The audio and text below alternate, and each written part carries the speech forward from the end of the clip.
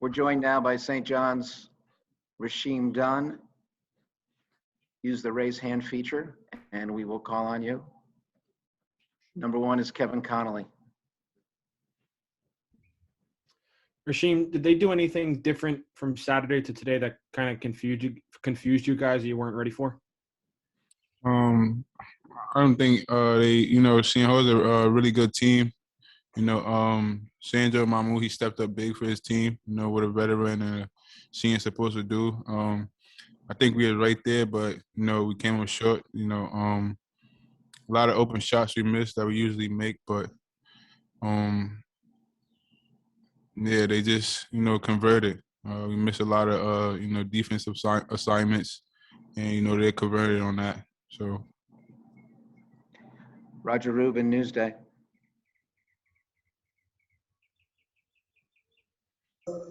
Rasheem, can you tell us a little bit about whether you think that it had to do with the environment that you guys are playing in, the poor shooting? What do you think it was about?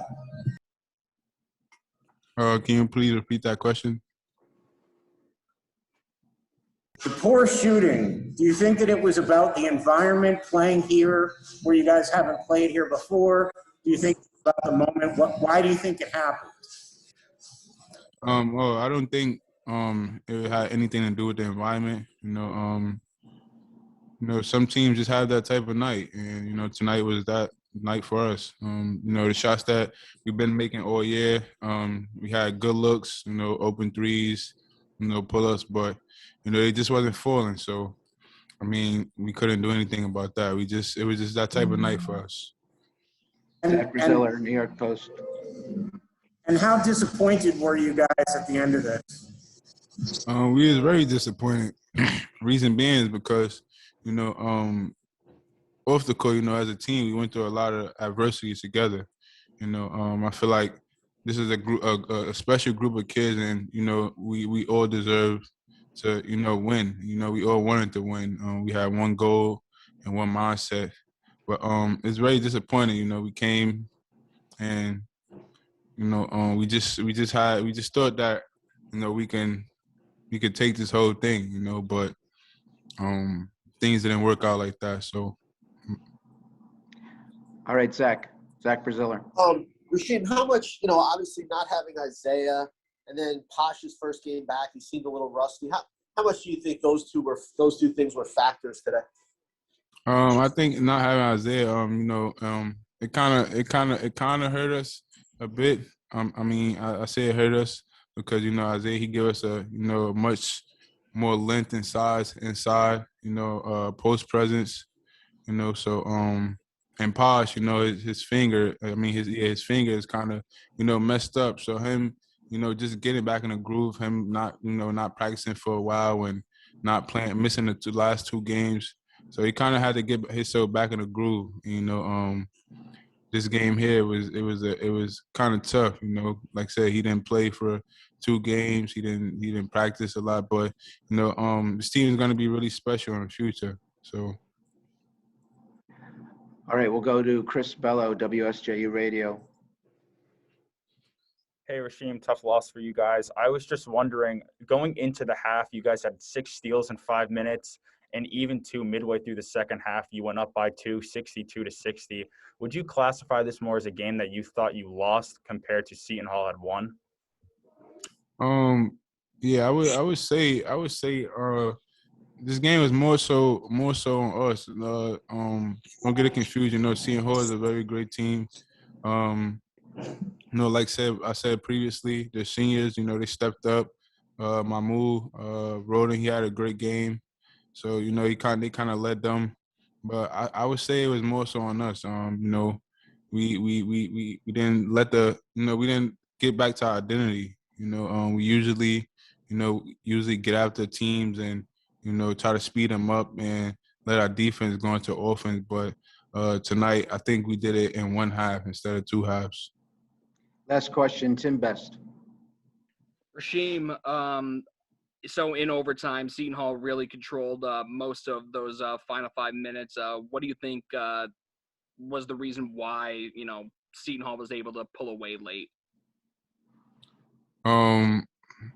You know, I guess I could say they just wanted it more than us, and then I guess you know, it shows out there on the court. If you guys are watching the game, you know, they just play hard. You know, we was late on a lot of, you know, like I said before, defensive assignments.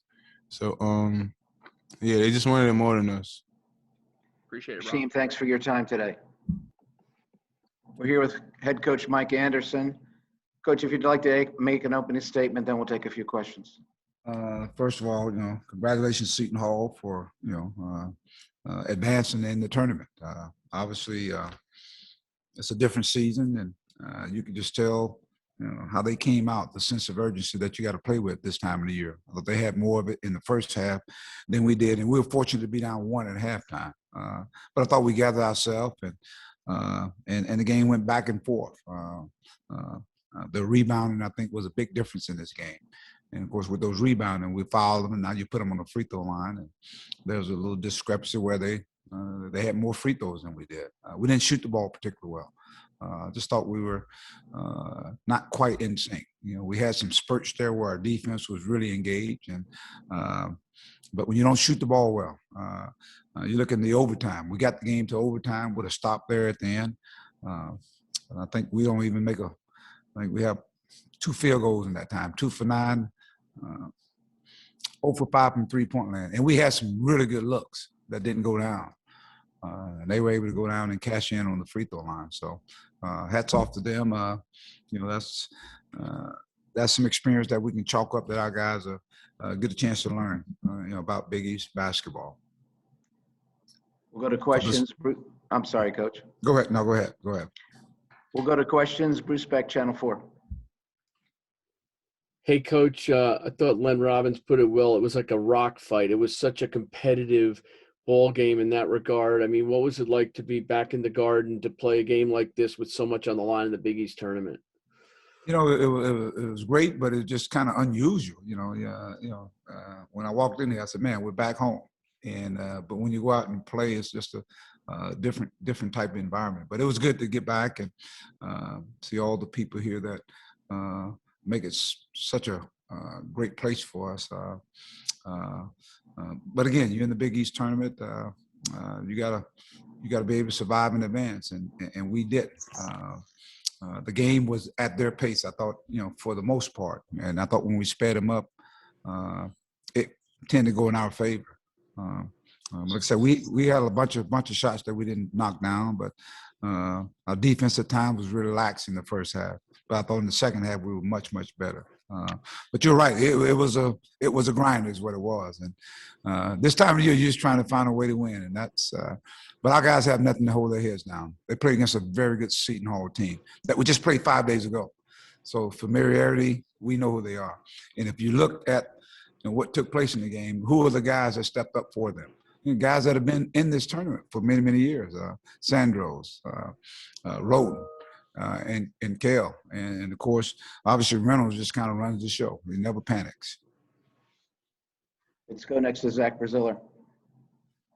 Mike, if you guys are invited, will you go to the NIT? Say it again now. If you're invited, will you go to the NIT? We'll continue to play. We will continue to play. I think these guys are. But right now, the only thing on our mind right now is that we just lost the game, so our guys are hurting, and we'll get back to the hotel and kind of meet and see what our plans are. But for given the opportunity, I think it would be beneficial for, you know, this team here. It's a new basketball team, and you know, a lot of people there, a lot of guys that are coming back. Mike, when you look at the experience, you mentioned the experience factor. You know, Julian's a sophomore, Posh is a freshman. You know, their best players are seniors or juniors. How much of a difference did you feel that was in that second half and overtime? I just thought it was. I thought they never panicked. They had a calmness about them, and they made plays. They did. They got all the loose balls. It seemed like I said, there were some shots that went up, and all we had to do is come up with a rebound, and it seemed like we just couldn't get it. And Sandros, of course, him posting up. Obviously, he draws a lot of attention. And sometimes they made the right play out of that trap. But no question about it. You can tell they've been there. That's why I said the sense of urgency and just how they play going down the stretch. Roger Rubin, Roger. Mike, I have two questions for you. The first one is about Moore. Do you think that their size, do you think he could have made a difference for you today? I know that he only played 3 minutes on Saturday, but given the way that they blocked shots and things like that, do you think Moore would have made a difference? Oh, without a doubt. I think, his versatility, they just clogged, what they did today was just clogged the lane up and switched a lot, mixed their defense up. And when we did a good job of attacking, you got to have somebody to be able to finish it. They end up with 10 block shots. So I just think his versatility, I think, his grit, the basketball IQ opens up the floor. And then not only that, he's one of our better rebounders as well. We'll do last question. Go ahead. And Go Mike, ahead, Roger. the second question is about Julian. He hasn't had very many off shooting nights where he's not very good the whole way through. And, do you feel like, this is just something that they did to him, or do you just think he had an off night? Well, he just got to go through it. I mean, he played a lot of minutes. I mean, you think about that. I think he got tired. He had some great looks out there, and just couldn't knock him down. Of course, their playbook is going to be to make him work for everything he gets. And early on, he was making shots for us, making plays for us, and but he just one of those nights where it just didn't happen for him.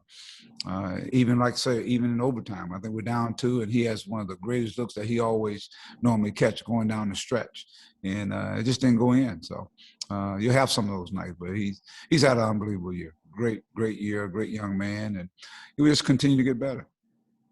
All right, this will be the last question. Chris Bello, WSJ Radio. Hey, Mike, I have 2 quick questions. One, Josh Roberts only played 11 minutes. Was there a reason why he didn't play as much as others would have anticipated? Well, obviously with that team, they were packing the lane, and big guy just sat in the lane, so we had to try to draw him out so we can get some attacks to the basket. So it's just the way the game was going. Josh went out, and I thought he played as hard as he can, and as hard as he could. He picked up some quick fouls, I think, in the second half. He got his third foul real quick early on. And my second quick question is, Rasheem Dunn and you talked about what his next potential move is for the next upcoming season. What was that now? Have you and Rasheem Dunn talked to each other about what's going to happen with him and his situation next season? We're in this season right here. We're in this season, so no, we hadn't talked about it. Coach, thanks for your time today. We appreciate it. Thank you, guys.